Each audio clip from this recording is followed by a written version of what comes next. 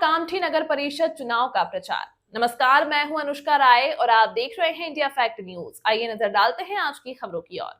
कामठी नगर परिषद चुनाव का जोरदार प्रचार 1 दिसंबर की रात 10 बजे थम गया। प्रचार के आखिरी दिन सभी पार्टियों ने पूरी ताकत झोंक दी। एक तरफ कांग्रेस के नगर परिषद अध्यक्ष पद के उम्मीदवार शकूर नगानी के समर्थन में मशहूर शायर और सांसद इमरान प्रतापगढ़ी मैदान में उतरे और बड़ी संख्या में जुटी जनता को संबोधित किया। वहीं दूसरी ओर राष्ट्रवादी कांग्रेस पार्टी की ओर से नगर अध्यक्ष पद के उम्मीदवार शाहजहां शेख के समर्थन में साना मालिक पहुंचे। दोनों ही ओर से यह प्रचार शक्ति प्रदर्शन जैसा नजर आया। अब 2 दिसंबर को होने वाले मतदान में यह देखना दिलचस्प होगा कि किस उम्मीदवार को जनता का ज्यादा समर्थन मिलता है और कौन कामठी का नया नगर अध्यक्ष चुना जाता है। कांग्रेस के प्रचार में इमरान प्रतापगढ़ी ने क्या कहा? कांग्रेस प्रत्याशी शकूर नगानी के समर्थन में आयोजित सभा में इमरान प्रतापगढ़ी ने जनता को संबोधित किया। आइए जानते हैं मंच से उन्होंने क्या कहा। कामठी की इस तारीखी सरजमीन और इस मिट्टी को सलाम करता हूं। पहली बार आपके दयारे मोहब्बत में हाजिर हुआ हूं। पिछली बार आ नहीं सका था, मुझे भी मलाल था उसका। और इस बार जब हमारे साथी सांसद लोकसभा के रामटेक के सांसद, आपके सांसद श्याम भाई ने जब ये कहा कि आपको नगर परिषद के चुनाव में आना है, जरूर आना है, तो मैं मना नहीं कर सका। मैं सुबह कल उस्मानाबाद में था, वहां से 4.5 घंटे बाई रोड हैदराबाद पहुंचा, फिर हैदराबाद से दिल्ली पहुंचा, दिल्ली में पार्लियामेंट गया, अटेंडेंस लगाई और उसके बाद फिर फ्लाइट पकड़ करके आपके बीच में हाजिर हो गया। क्योंकि पिछली बार नहीं आ सका था और इस बार ऐसे इम्कानात बन रहे थे कि ना आ पाऊं। फिर मुझे लगा कि एक बार मुलाकात मुमकिन नहीं हो पाई है, इस बार नहीं जाऊंगा तो भरोसा टूट जाएगा लोगों का। अपने चेहरे से जो जाहिर है छुपाएं कैसे, अपने चेहरे से जो जाहिर है छुपाएं कैसे, तेरी मर्जी के मुताबिक नजर आए कैसे। घर सजाने का तसव्वुर तो बहुत बात का है, पहले ये तय हो के इस घर को बचाएं कैसे। कामठी वालों, अब से तकरीबन 6 घंटे 45 मिनट बाद सुबह होते होते आपको कामठी के मुस्तकबिल का फैसला करना है। बूथ पर जाना है, वोटिंग करनी है। यहां ऐसे तमाम साथी बैठे हैं जो कांग्रेस के कार्यकर्ता हैं और बहुत सारे ऐसे साथी भी आए हैं जिन्होंने अब तक कोई जहन नहीं बनाया होगा। मैं समझ रहा हूं, वो मेरी मोहब्बत में आए हैं।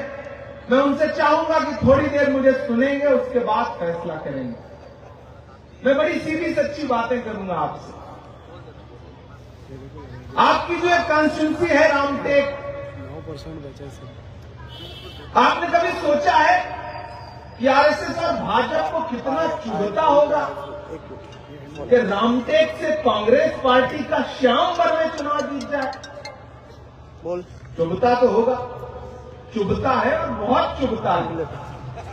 जिस नागपुर का ढिंढोरा पूरी दुनिया में पीटती है भाजपा, उसी नागपुर के दिल में बैठ करके श्याम बर्वे यहां की नुमाइंदगी कर रहे हैं, कांग्रेस पार्टी के मेंबर ऑफ पार्लियामेंट। तो चुभता तो है। अब उस चुभन को निकाला कहां जाए, उस चुभन को भाजपा कम कहां करे, ये जो कोशिश थी। अब नगर परिषद का चुनाव आपके सामने। मेरी श्याम बर्वे जी से पार्लियामेंट में मुलाकात होती रहती है और एक बात जो मुझे पार्टी के महासचिव ऑर्गेनाइजेशन केसी वेणुगोपाल जी ने एक दिन बताया कि इमरान, आपने वो नारा सुना है, वोट चोर गद्दी छोड़? मैंने कहा हाँ सुना है। बोले श्याम बर्वे ने दिया वो नारा। इस बात के लिए एक जोरदार ताली श्याम बर्वे के लिए बजनी चाहिए। आप अंदाजा लगाओ, एक तो नाम वायर को लपेट दो, राम गोल गोल गोल गोल, ये वाला है। पार्लियामेंट से चुन के पहुंचा हुआ सांसद देश की लोकसभा में खड़ा होकर के प्रधानमंत्री की आंख से आंख मिला के कह रहा है कि वोट छोड़, गद्दी छोड़। सोचो ना कितना चुभता होगा अपना श्याम उनको।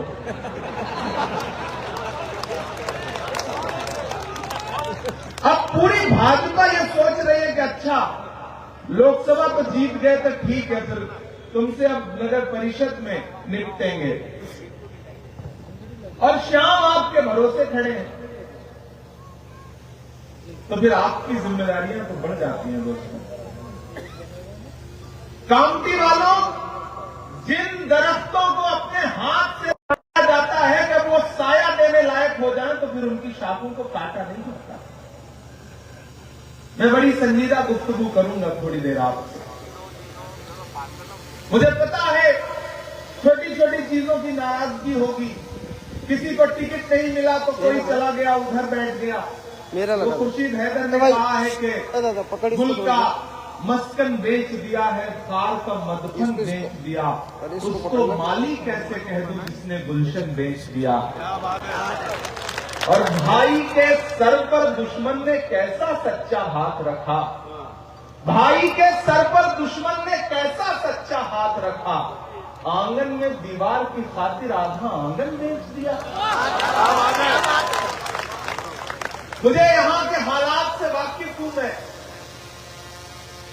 लेकिन कामती वालों जब लड़ाई बड़ी हो ना तो कभी कभी कुर्बानियां देनी पड़ती हैं, और आप कुर्बानी देने वाली कौन है तो आपके हिस्से ज्यादा कुर्बानी देने का फर्क है।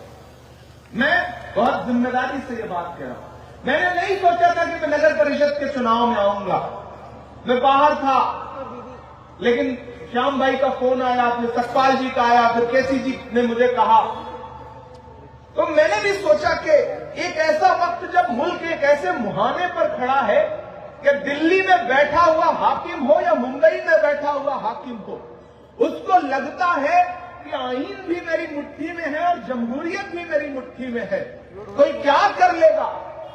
ऐसे वक्त में मुझे लगता है कि जब लकीरें खींची हो, एक तरफ नफरत की बुनियाद पर सियासत करने वाले लोग खड़े हों और एक तरफ मोहब्बत की बुनियाद पर सियासत करने वाले लोग खड़े हों, तब ऐसे में हमारा फर्ज क्या बनता है।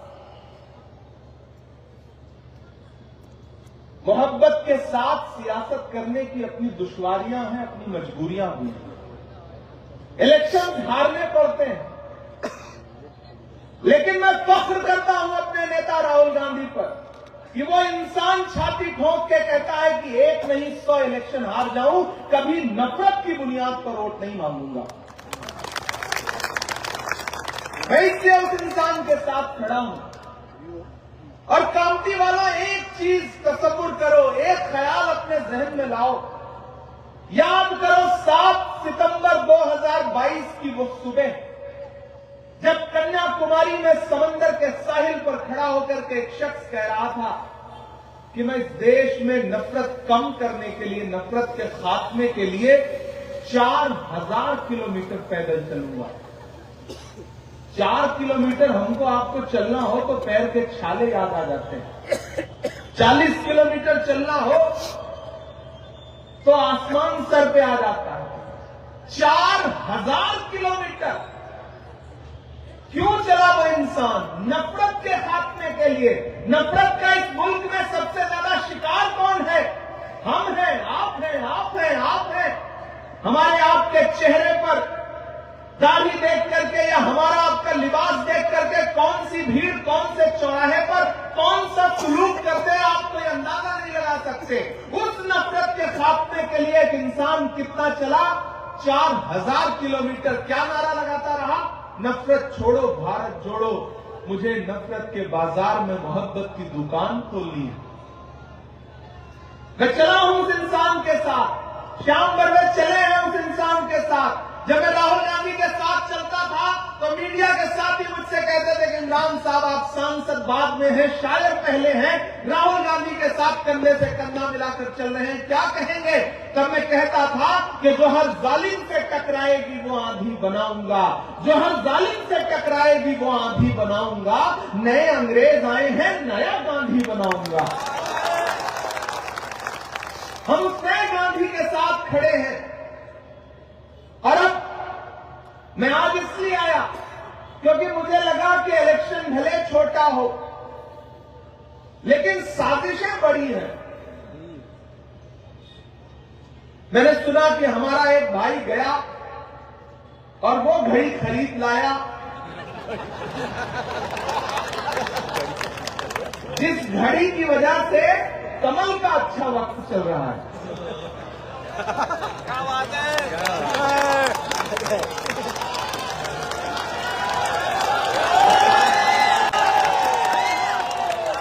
श्याम भाई, ये फैसला करने की जरूरत क्या है कि वो किसके साथ बैठेंगे? वो तो ऑलरेडी साथ बैठे हुए हैं।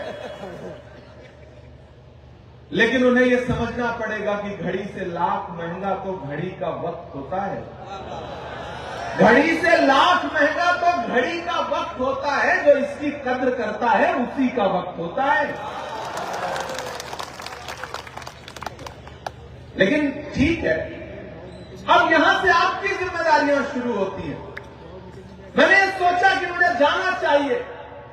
मैं आया उस दिन, नागपुर उतरा, नागपुर से अमरावती गया, दरियापुर गया, अचलपुर गया, उसके बाद यवतमाल गया, फिर उमरखेड़ गया, फिर बसमत गया, फिर पात्री गया, पात्री से फिर खुलदाबाद गया, खुलदाबाद से फिर उस्मानाबाद गया, हैदराबाद गया और फिर दिल्ली होते हुए यहां पहुंचा हूं। मैं क्यों महाराष्ट्र की सड़कों की खाक छान रहा हूं इस छोटे से इलेक्शन में? इसलिए क्योंकि मुझे लगता है कि आने वाले 15 साल बाद, 20 साल बाद जब मेरी नई नस्लें मुझसे पूछें कि जब लड़ाई मोहब्बत और नफरत के बीच में थी तब तुम कहां खड़े थे, तब मैं उनसे नजर मिला के कह सकूं कि मैं अपने घर में नहीं बैठा था। मैं नफरत के खिलाफ मोहब्बत को ताकत देने के लिए महाराष्ट्र की सड़कों की खाक छान रहा था। टूटने और बिखरने का चलन मांग लिया हमने, हालात से शीशे का बदन मांग लिया। सब खड़े थे तकदीर के दरवाजे पर, लोग दौलत पे गिरे, हमने वतन मांग लिया। मैं उस कोशिश में आपके बीच में आया हूं और यहां जो 34 नगर सेवक के हमारे प्रत्याशी बैठे हैं उसमें सारे धर्मों के लोग, सारे मजहबों के लोग, हर समाज के लोगों को प्रतिनिधित्व, वो मुस्लिम भाई हो, दलित भाई हो, हिंदू भाई हो, आदिवासी भाई हो, सबको रिप्रेजेंटेशन देने का काम किया गया। तो साथियों, मैं आपसे अपील करूंगा कि अब तक जहन बनाया था, नहीं बनाया था, किसी वजह से गुस्सा थे, वो सब एक किनारे रखिए। आप जब थोड़ा सा जहन दौड़ाएंगे तो आप ये पाएंगे कि कोई एक खिलाड़ी है जो बंबई में बैठ करके सारी गुट्टियां फिट कर रहा है। वो किसी को घड़ी दे रहा है तो फिर किसी को वक्त दे रहा है और किसी को कप दे रहा है। कप में क्या पिया जाता है? चाय कौन बेचता है? तो आपको लग रहा है वो चाय किसी और की है, उस कप में कोई और चाय पी जाएगी, आपको पता है? उस कप में चाय पत्ती वाली चाय नहीं पी जाएगी, उस कप में कमल छाप चाय पी जाएगी। आपको यह बात समझ में ही नहीं आती। इसलिए सियासत जो है वो जज्बात का नाम नहीं है, सियासत होशमंदी और अक्लमंदी का नाम है। मेरी नई नस्लों, कभी कभी बहुत सारे मसलों पे हम मुत्तहिद नहीं होते, इत्तेफाक नहीं रखते, लेकिन मैं काउंटी में खड़ा हूं। ये दानिश्वर लोगों का शहर है, ये पढ़े लिखे लोगों का शहर है। हमने तो काउंटी को उस हवाले से जाना है कि यहां दुनिया भर के बड़े बड़े उर्दू अदब के लोग आते रहे हैं। हमने तो इस हवाले से शहर को जाना है। तो मैं इस शहर में खड़ा होकर के आपको एक बात बताता हूं कि सियासत में कभी कभी कुछ लड़ाइयां अलग तरीके से लड़ी जाती हैं। सारा गुस्सा एक ही दिन नहीं निकाल लिया जाता, कुछ बदले अलग तरीके से लिए जाते हैं। 27 साल जेल में रहने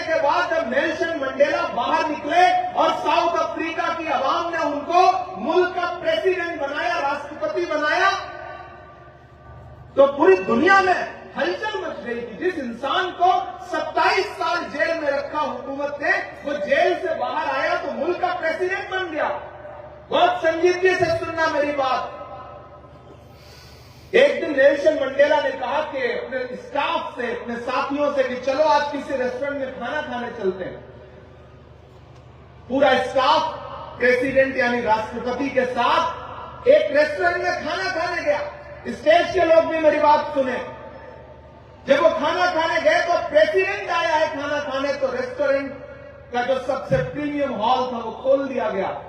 प्रेसिडेंट को बिठाया गया इज्जत से, सारा स्टाफ बैठ गया, खाना ऑर्डर हो रहा था। इतने में नेल्सन मंडेला साहब की नजर कांच के उस पार पड़ी तो देखा कि उधर एक चेयर है और उस पर एक इंसान सर झुका करके बैठा हुआ है। नेल्सन मंडेला ने अपने ओएसडी को बुलाया और कहा वो जो सामने इंसान बैठा है, जाओ उसको इज्जत के साथ बुला लो, अपने साथ बिठा करके खाना खिलाओ। ओएसडी को प्रेसिडेंट का हुक्म था, वो भाग करके गया, तुरंत उस इंसान को अपने पास ले आया। बोला प्रेसिडेंट ने कहा है आप हमारे साथ खाना खाइए। वो आके साथ बैठ गया, खाना सर्व हुआ, सबने खाना खा लिया। जैसे ही खाना खत्म हुआ वो इंसान फिर चुपचाप उठा और सर झुका करके तुरंत चला गया। तो ओएसडी उठ करके प्रेसिडेंट के पास आया, बोला सर आपका हुक्म था, मैंने जाकर के उस इंसान को बुला करके इज्जत से अपने पास बिठाया, उसे खाना खिलाया, लेकिन वो पूरे खाना खाने के दौरान सर झुकाए हुए था, कुछ बोल नहीं रहा था, उसके हाथ कांप रहे थे, शायद वो बीमार था।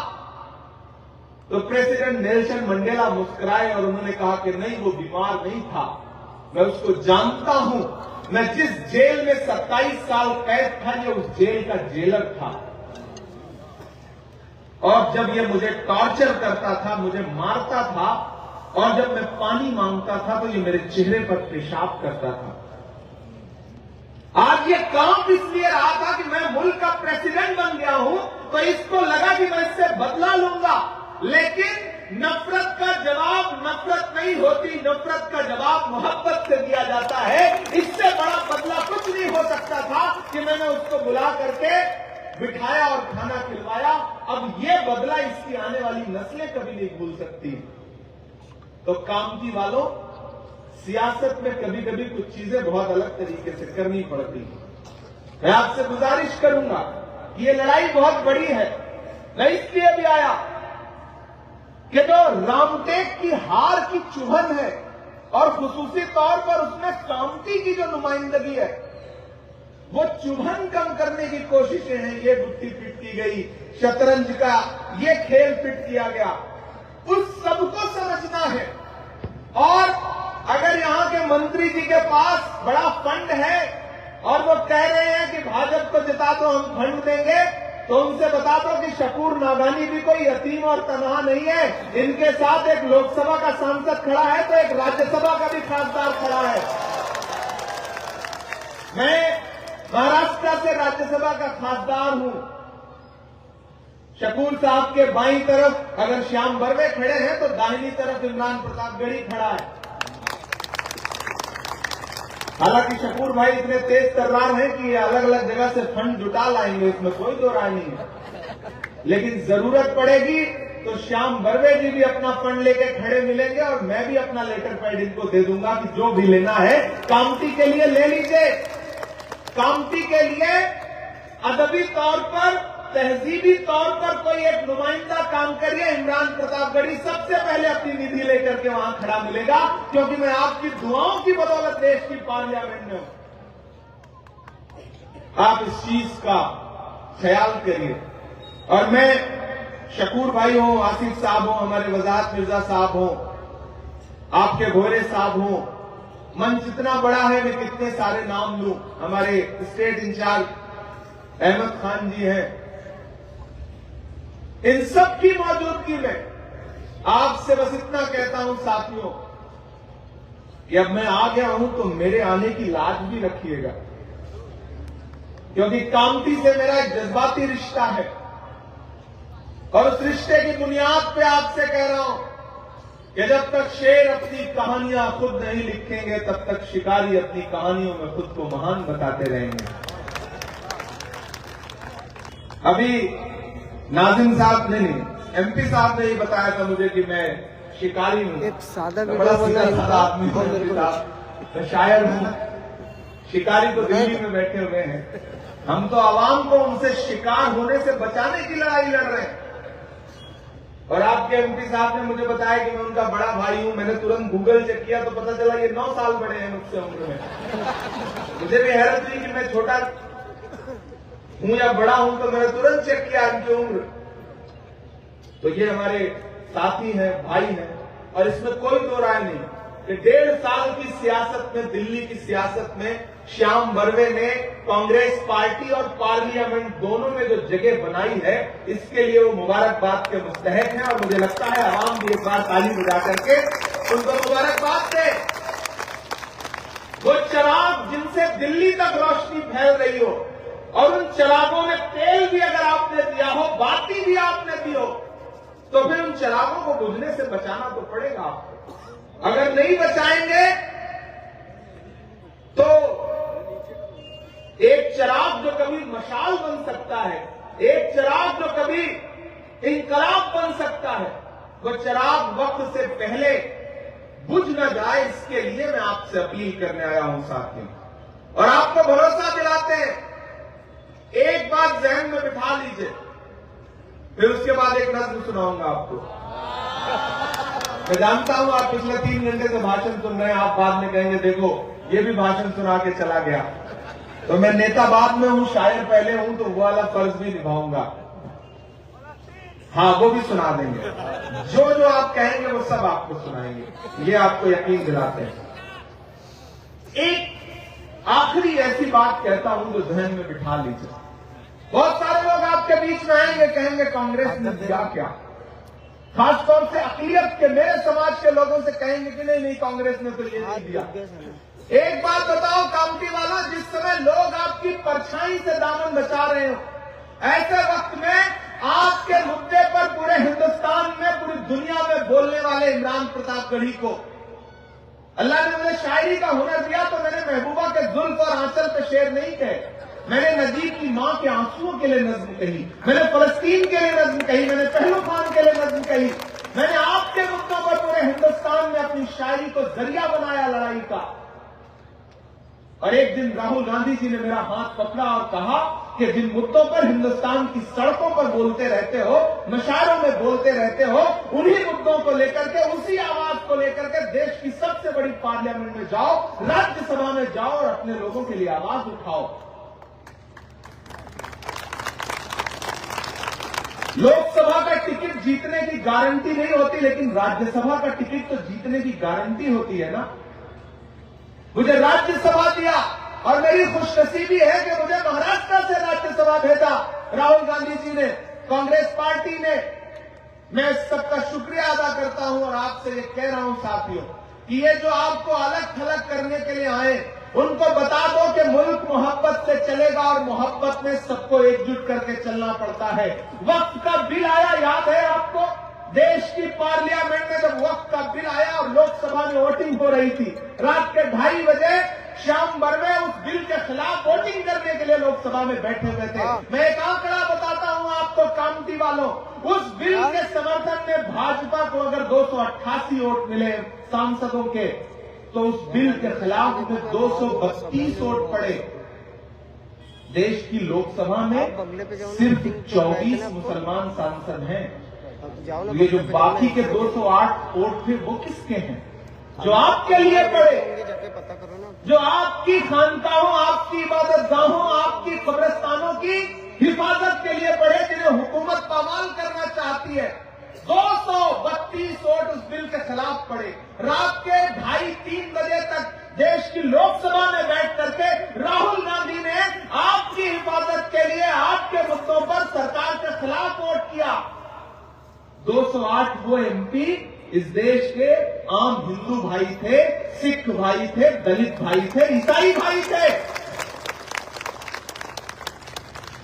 और जब वो बिल राज्यसभा में आया, तो उस बिल की हिमायत में अगर 128 वोट पड़े, तो उसके खिलाफ में 95 वोट पड़े, जबकि देश की राज्यसभा में मुसलमान सांसदों की तादाद 10 से ज्यादा नहीं है।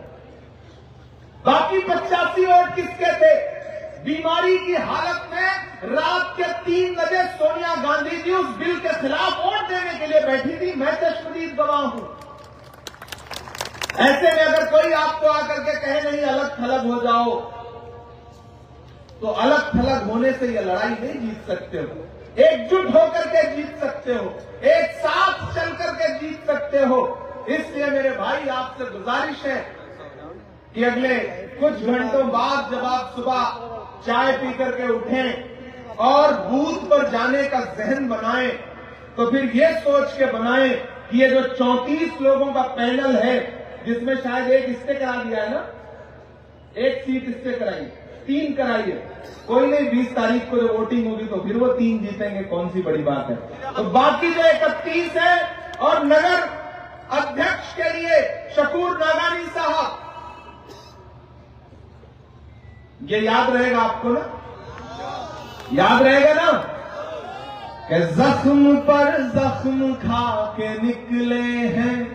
आप थक तो नहीं गए? तो मुझे लगना चाहिए मैं जिंदा दिल लोगों के बीच में खड़ा हूं। मुझे ऐसा ना लगे कि मैं बिल्कुल सर्द मौसम में खड़ा होकर के ठंडे ठंडे लोगों को सुना रहा हूं। ऐसा नहीं लगना चाहिए मुझे कि जख्म पर जख्म खा के निकले हैं। मैं भी आपकी मोहब्बत में आया हूं और आप भी मेरी मोहब्बत में आए। नया पाने की चाहत में पुराना छूट जाता है, तुझे अपनाऊं तो मुझसे जमाना रूठ जाता है। मोहब्बत पढ़ने लिखने में बहुत आसान है, लेकिन मोहब्बत को निभाने में पसीना छूट जाता है। तो मुझे उसी जिंदा दिली के साथ लगना चाहिए कि मैं कामटी में खड़ा हूं कि जख्म पे जख्म खा के निकले हैं, हाँ मगर मुस्कुरा के निकले हैं। सर झुकाने का हुक्म जब आया, सर झुकाने का हुक्म जब आया, और भी सर उठा के निकले हैं।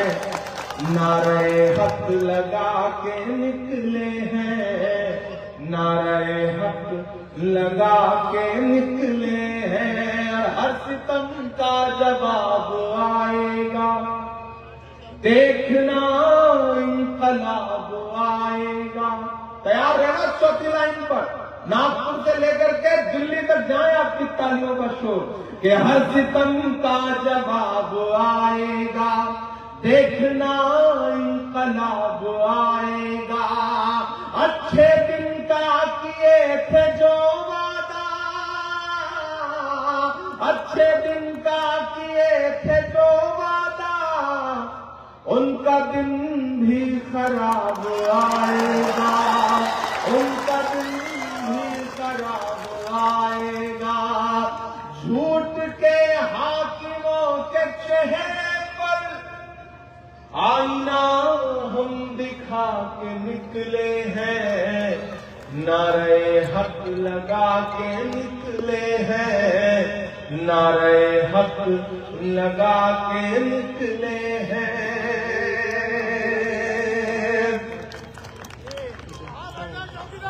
अच्छा, वो भी सुनाना पड़ेगा। समझदार लोग हैं आप। मैं तो सोच रहा था एक आध सुना के काम चल जाएगा, लेकिन आप भी पूरी कीमत वसूल लेना चाहते हैं। जिंदाबाद जिंदाबाद, उमरान प्रताप परी जिंदाबाद। एक चीज ये भी समझ लीजिए, बहुत सारे लोग आपके बीच में अभी रात के 12 बजे के बाद माल मुद्रा लेकर के भी आएंगे, कुछ डराएंगे भी, कुछ धमकाएंगे भी, कुछ कहेंगे नहीं पैसा ले लो।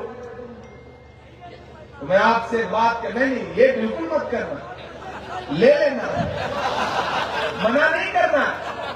उनका कौन सा मेहनत का कमाया हुआ है, आराम से ले लेना। वोट तो अकेले में देना है ना, बस हाथ का बंदा मत भूलना, क्योंकि उन्हें ये बता देना कि दौलत से हर चीज नहीं खरीदी जा सकती है। कामटी के लोग हैं, ये मोहब्बत के हाथों तो बिक सकते हैं, दौलत के हाथों नहीं बिक सकते हैं।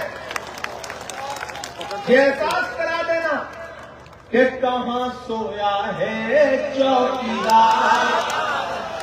ये जो पीछे खड़े हैं, अब तक इन्होंने जहन नहीं बनाया, अभी ना तो खत्म होते होते बनाएंगे। और बड़ी सर्दी भी है, मुझे ऐसा लग रहा है, तो हाथ बांध के खड़े हुए, थोड़ा सा हाथ खोलिए। इलेक्शन सिर्फ वोट देने का नाम नहीं है, सपोर्ट देने का भी नाम है।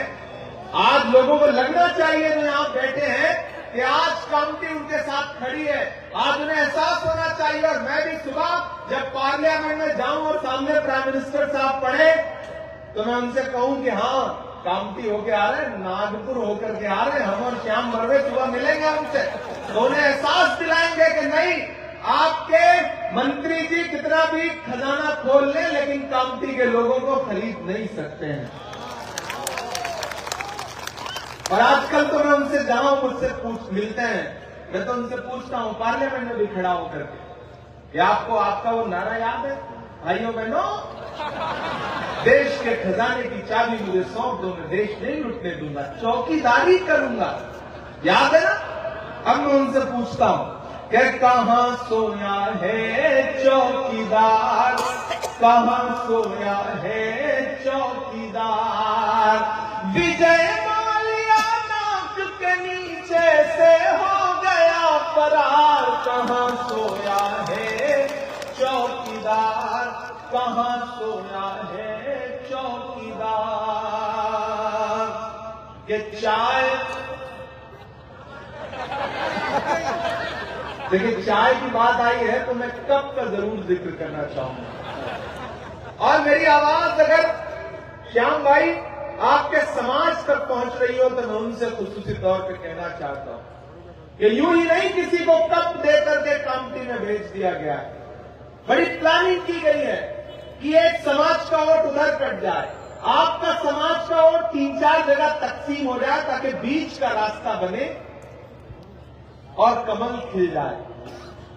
कोशिश ये है, इस कोशिश को समझना, बिखरे तो फिर जमाने की ठोकर में आ गए और मुत्तहिद हुए तो जमाने पे छा गए। ये जहन में रखना है आपको कि चाय बेचने वाला पूरा भारत बेच रहा है। बेच रहा है कि नहीं बेच रहा है? मैं शायर हूं, अच्छी बातें बोलता हूं कि चाय बेचने वाला पूरा भारत बेच रहा है, इसी काम में हासिल से महारत बेच रहा है कि रेल बिक गई, तेल बिक गया, बिका हवाई अड्डा। अगली लाइन पे चालू है कि रेल बिक गई, तेल बिक गया, बिका हवाई अड्डा, रावण जलता, सब कुछ बिकता देख के खुश हैं अपने जेपी नड्डा। के जनता महंगाई की मारी करती हाहाकार, कहां सोया है चौकीदार, कहां सोया है चौकीदार। और आज ये आखिरी रात है, और आखिरी रात तो कयामत की रात होती है, आपको पता ही है। कोई भी आए, कोई तकरीर सुनाए, एक कान से सुनना, दूसरे से निकाल देना और उनसे कहना कि मैंने हाथों से बुझाई है दहकती हुई आग। अपने बच्चों के खिलौनों को बचाने के लिए नफरतें बेचने वालों की भी मजबूरी है, माल तो चाहिए दुकान सजाने के लिए। तो ये इस तरह की बातें भले आपके बीच में करें, लेकिन मैं जानता हूं कामटी वालों की सियासत है, अदावत है, परिंदा है, शिकारी है, मगर इन सारी चीजों पर मोहब्बत अब भी भारी है। मैं उस मोहब्बत की बुनियाद पर, शकूर को इधर आओ, और हमारे जो कैंडिडेट हैं मैं उनसे भी चाहूंगा कि सब आ जाएं। और ये हमारे एरखेड़ा के नगर पंचायत के जो कैंडिडेट हैं सुमेध मधुकर रंगाली जी, वो भी आ जाएं, और बाकी पूरा एक साथ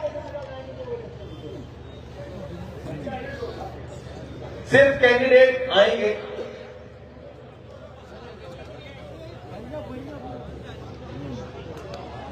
सबने समझ चलिए, तो बहुत अच्छी बात है।